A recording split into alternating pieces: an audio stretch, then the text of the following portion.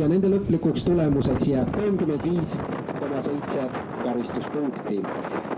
Stardis eelviimane võistluspäev Lauravi Vaarend ja Hobune Olmar ning Katriin Sild ning Lancaster on jõudnud 10. takistuseni siiani vigadeta.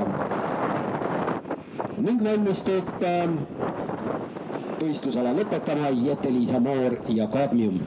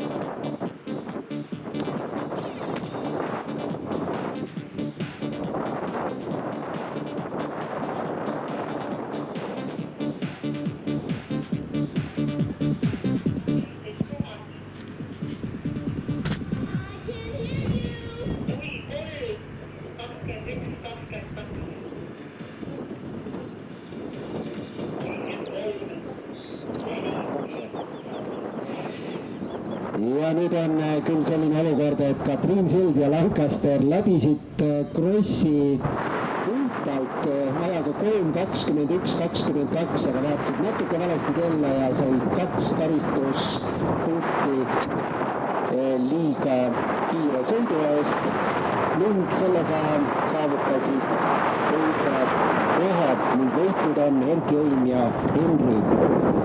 Katriin Sild ja Lancaster lõplik tulemus 31,4 karistuspunkti.